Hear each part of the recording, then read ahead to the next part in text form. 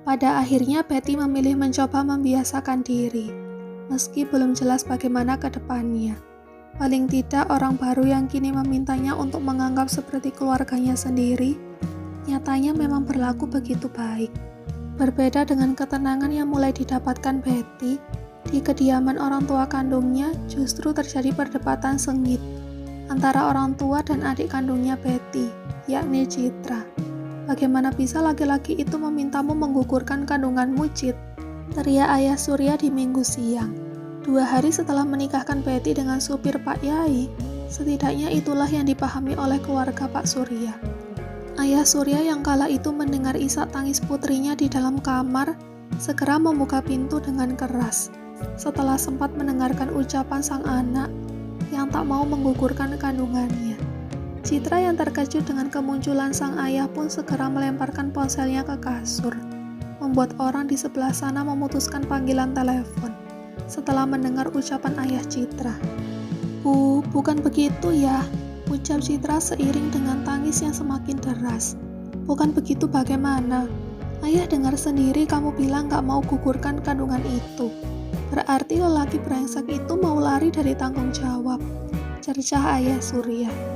Bu Ratna yang sejak tadi berada di dapur untuk menyiapkan makan malam pun ikut mendengar ucapan sang suami yang begitu lantang. Sehingga beliau segera mematikan kompor dan berlalu tergesa ke kamar putri bungsunya, tempat di mana sumber suara yang didengarnya. "Ada apa ini ya?" tanya Bu Ratna sembari mengelus bahu sang suami. Raut wajah yang memerah membuat Bu Ratna menyadari jika yang dihadapinya bukan hal sepele. Sebab ayah Surya sangat jarang memarahi Citra, putri bungsu mereka. "Tanya saja anakmu ini," hardik ayah Surya sembari menatap tajam pada Citra yang masih sesenggukan. "Jangan nangis terus dong, Cit. Kalau gini kan ibu gak tahu masalahnya gimana," ujar Bu Ratna beralih pada Citra. Citra yang seolah paham jika dirinya memang bersalah, tak berani menjawab. Ia hanya memilih untuk menangis dan berharap belas kasihan orang tuanya. "Bikin dosa aja pinter kamu ini," ucap ayah Surya penuh kekecewaan. "Udah dong ya, Citra lagi kacau banget itu," bela sang ibu. "Bela aja terus anakmu itu, biar dosaku ini makin banyak karena nanggung dosa anakmu yang pezina," ujar ayah Surya dengan setitik air mata yang tampak hendak menetes di sudut matanya. Namun segera beliau tepis. "Ayah kok ngomongnya gitu sih? Citra kan hilaf ya. Lagian dia mau tanggung jawab kok. Ayah dengar sendiri kan kapan hari cowoknya bilang bakal tanggung jawab," sahut Bu Ratna masih mencoba membela sang putri. Ayah Surya enggan menjawab sang istri. Beliau memilih mengambil ponsel Citra yang tadi dilemparkannya ke kasur. Dicarinya chat dari laki-laki yang menghamili putri bungsunya. Setelah ketemu, raut wajah yang semula mulai normal kini kembali memerah.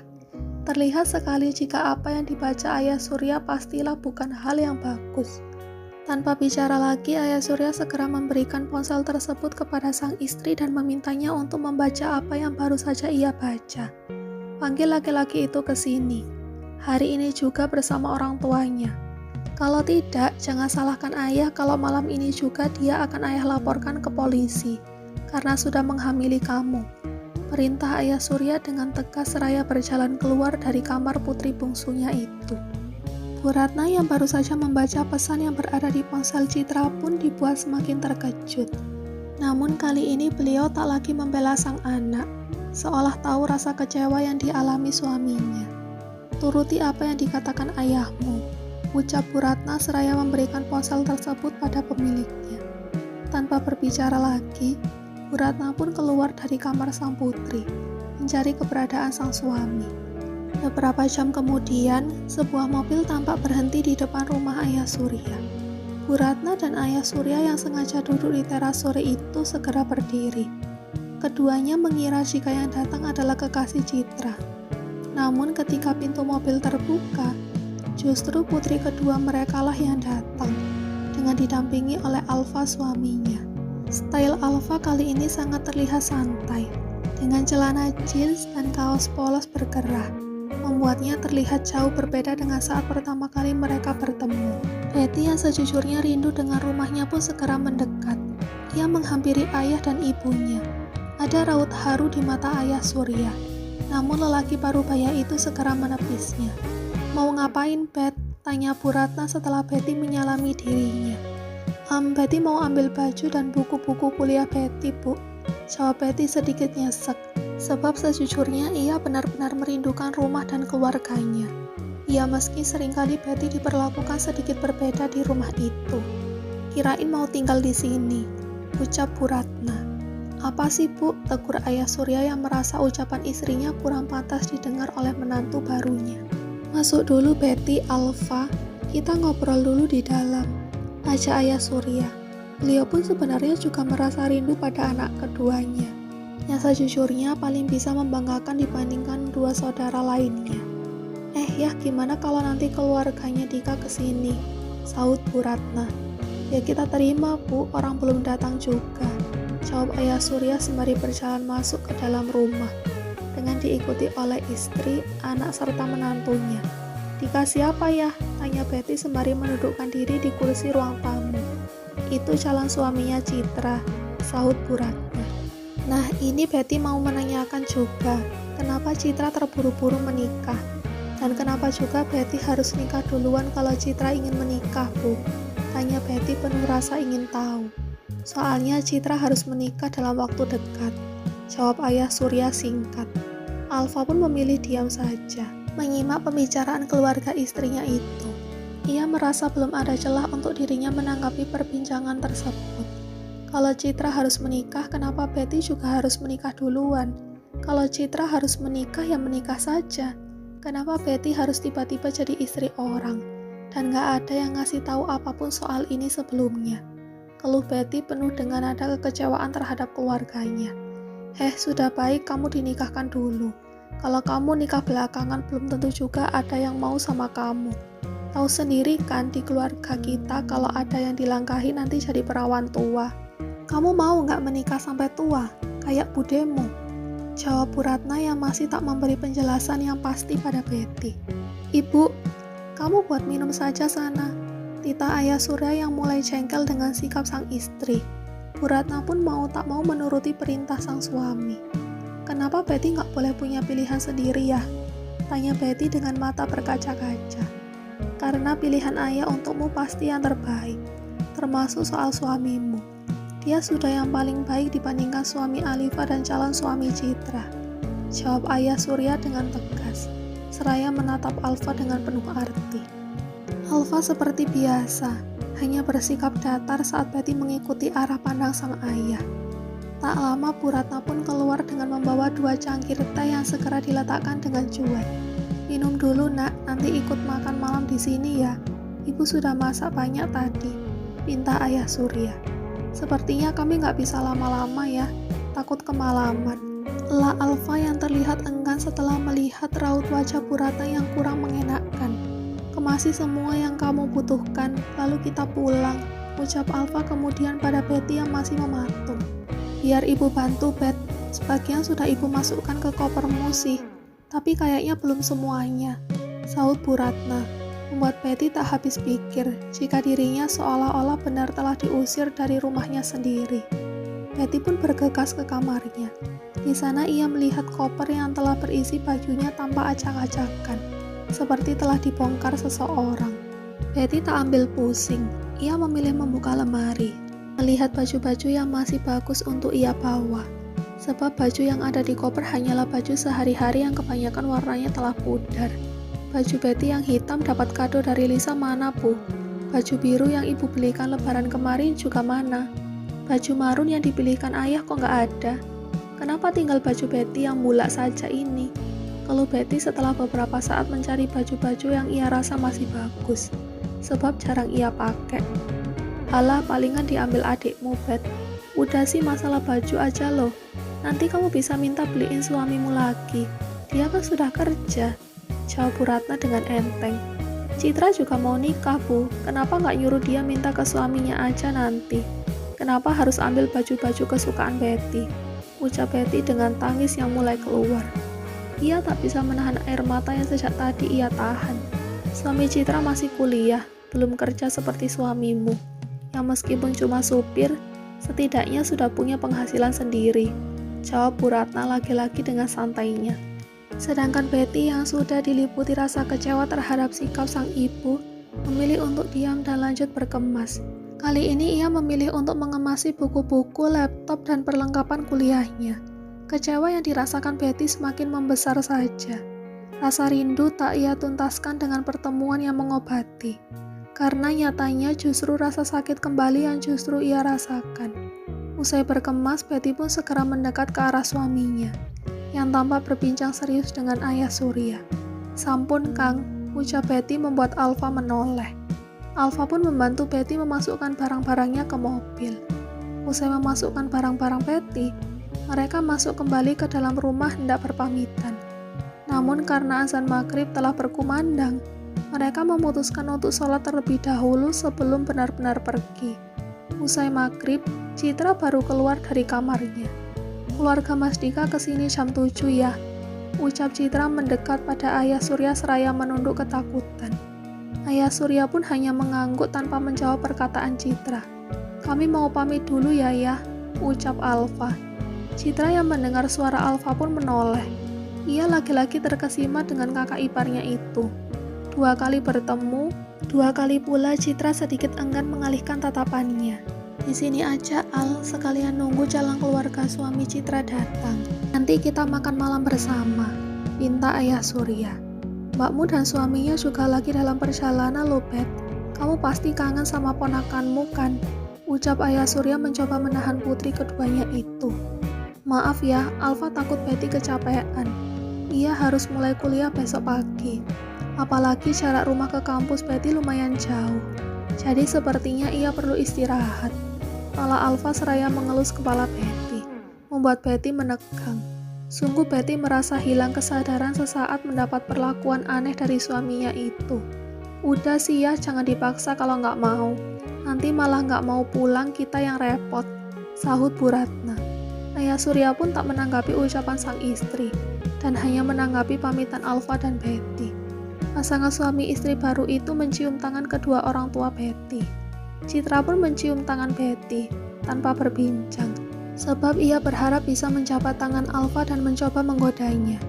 Namun dasarnya Alfa yang memang enggan dengan interaksi terhadap lawan jenis, sehingga saat Citra hendak mencium tangan Alfa juga, Alfa justru menangkupkan tangannya sebab tak ingin bersentuhan dengan adik iparnya itu. Hal itu tak luput dari pengamatan Betty, termasuk air muka Citra yang tampak berubah. Saat keluar rumah, mereka berpapasan dengan Alifa yang baru datang. Ternyata mereka sengaja tak membawa anaknya. "Mobil siapa itu, Bu?" tanya Alifa pada ibunya. Namun belum sempat dijawab, suami Alifa yang melihat Alfa dan Betty keluar rumah justru seolah sudah memiliki jawaban. "Nah, itu yang pasti Kang Alfa sama Betty yang bawa," sahut suami Alifa. Sementara Bu Ratna pun mengangguk. "Walid ganti mobil, Kang?" tanya faktur suami Alifa. "Wah, ndak tahu saya, Mas. Kan saya sudah ndak ikut Walid," jawab Alfa sejujurnya. "Nah itu, Pajero yang kamu bawa bukannya punya Walid?" tanya Fatkur lagi. "Itu punya orang tua saya," jawab Alfa singkat, namun mampu membuat beberapa orang di sana terkejut.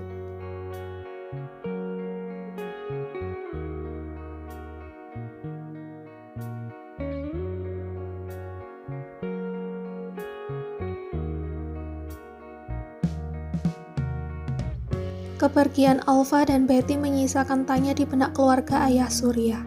"Yang itu tadi Pajero keluaran terbaru kan?" tanya Alifa pada suaminya. "Bener Yang, tapi itu kan seharga rumah kita di perumahan. Masa iya Kang Alfa punya itu?" jawab suami Alifa seolah selaras dengan sang istri. "Kan tadi bilangnya punya orang tuanya, Fa," sahut Bu Ratna. "Ya kan berarti orang tuanya kaya, Bu," ucap Alifa. "Iya juga ya," pikir Bu Ratna.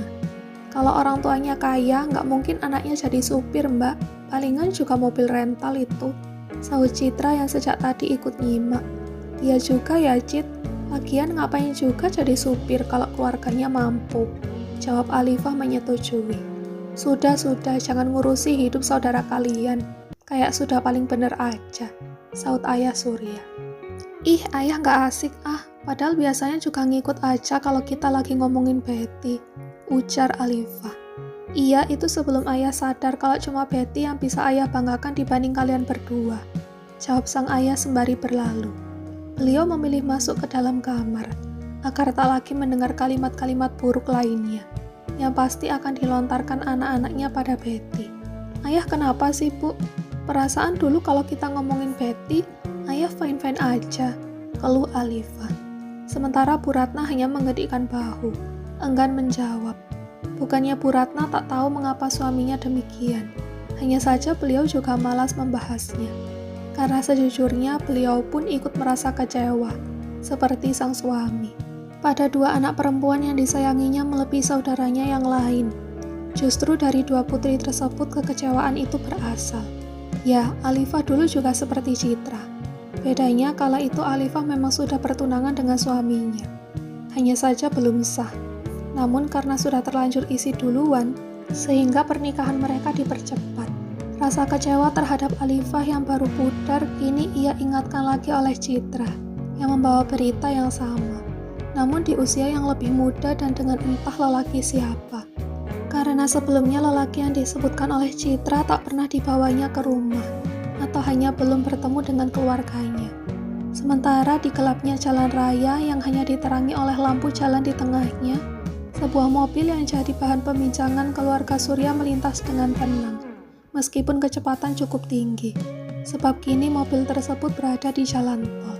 Keluargamu memang begitu, ucap Alfa tiba-tiba, ketika perjalanan mereka keluar dari kabupaten tempat tinggal Betty sebelumnya.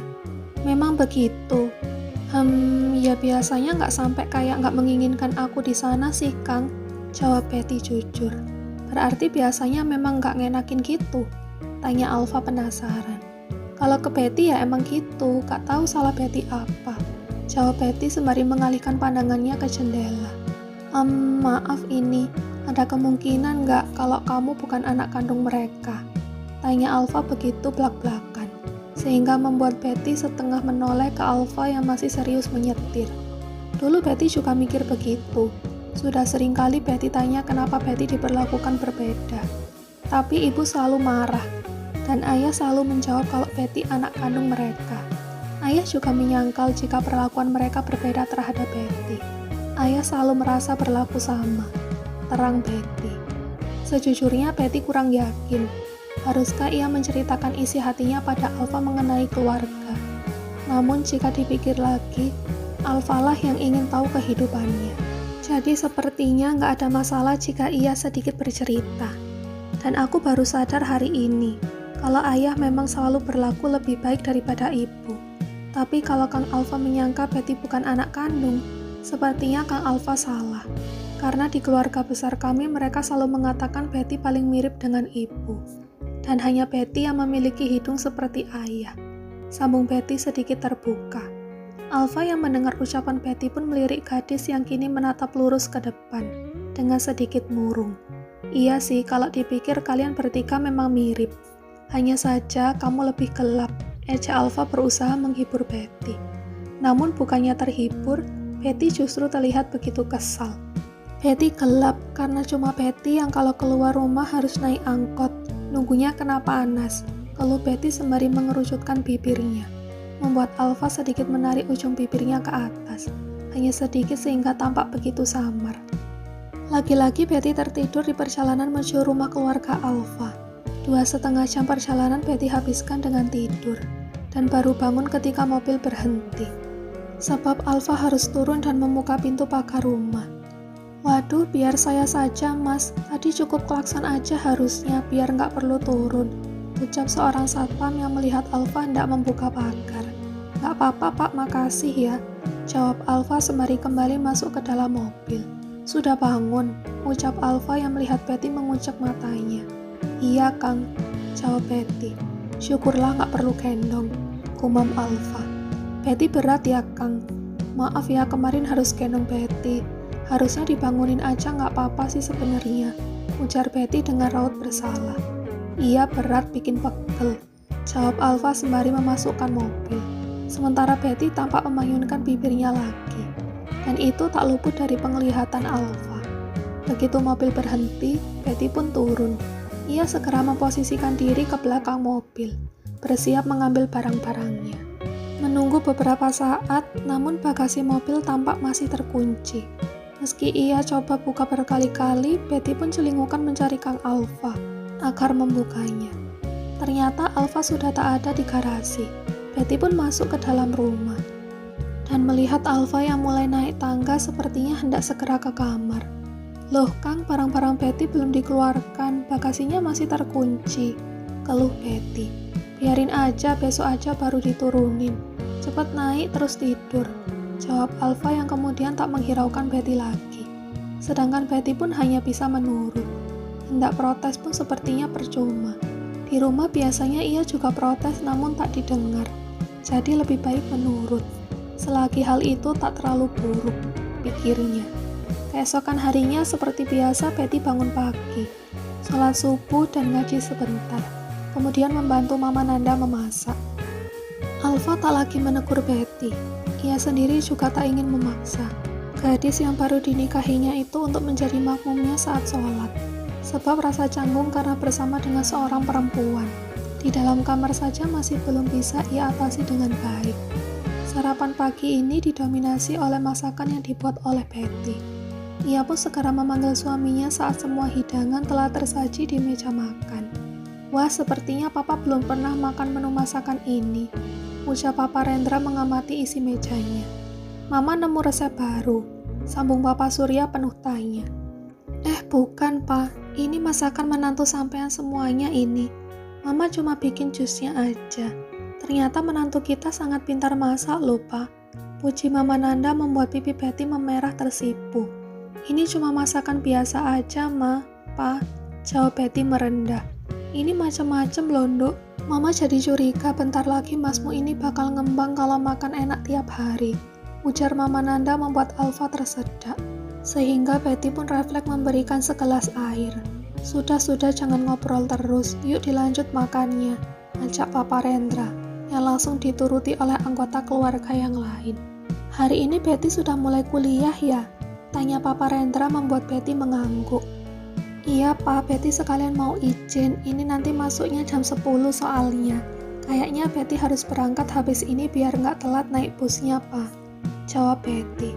Loh ngapain naik bus, minta antar masmu itu loh, saut Mama Nanda. Jangan Ma, nanti Kang Alfa mesti ke pondok buat kerja. Nanti dicariin Walid kalau Kang Alfa nggak kesana, tolak Betty. Saya sudah nggak kerja ikut Walid, jawab Alfa. Loh kenapa Kang? Tanya Betty. Ya karena sudah keluar dari sana, jawab Alfa singkat. Terus Kang Alfa sekarang pengangguran dong, ucap Betty membuat kedua mertuanya tersenyum. Emang kamu nggak malu punya suami supir, Nduk? Tanya Papa Rendra. Kenapa malu Pak? Itu kan halal, jawab Betty singkat, diikuti oleh anggukan kepala dari Kang Alfa. Maaf, Betty nggak bisa lama-lama Pak. Ma, Betty izin kuliah dulu ya, boleh kan Kang? Ujar Betty meminta izin. Saya antar, jawab Alfa. Mama Nanda dan Papa Rendra pun tersenyum mendengar ucapan Alfa. Pria itu tak sekaku sebelumnya pada Betty. Al sekalian cari kontrakan di sana aja, biar nggak bolak-balik. Kalian bisa pulang ke sini seminggu sekali. Betty sudah akhir semester 6 kan ini, berarti sisa 1 semester aja kan? Tanya Papa Rendra. Iya Pak, tapi buat apa Kang Alfa ngikutin Betty Pak? Betty bisa pulang pergi tiap hari kok, jawab Betty. Loh gimana sih, kalian ini kan sudah suami istri. Jadi ya lebih baik kalau istri pergi-pergi diantar suaminya. Alfa juga bisa cari kerja di sana, jawab Papa Rendra seraya mengedipkan mata pada Alfa, membuat lelaki itu menoleh malas. Bukan tanpa sebab Alfa terlihat malas. Sejatinya Papa Rendra sudah meminta Alfa untuk bekerja di perusahaan keluarga. Hanya saja selama ini ia selalu mengelak. Alfa lebih nyaman bekerja di balik layar. Namun karena kali ini Papa Rendra sudah memutuskan dan ia pun sudah menikah, jadi mau tak mau ia tak bisa mengelak. Namun Alfa tak mau langsung memiliki posisi yang tinggi. Ia ingin menjadi karyawan biasa terlebih dahulu. Dan Papa Rendra pun mengabulkannya. Bahkan Alfa harus menjadi karyawan pabrik terlebih dahulu. Dan Papa Rendra pun mengabulkannya. Bahkan Alfa harus menjadi karyawan pabrik terlebih dahulu. Sebelum benar-benar masuk ke area kantor lalu perusahaan utama milik keluarga Rendra. "Gimana, Al?" tanya Papa Rendra. Iya Pak," jawab Alfa menurut. Beneran Kang, ini kita mau nyari kontrakan," tanya Betty masih kurang percaya. "Iya, kamu saya antar kuliah dulu lalu saya cari kontrakan. Setelah itu kita pindahan," jawab Alfa.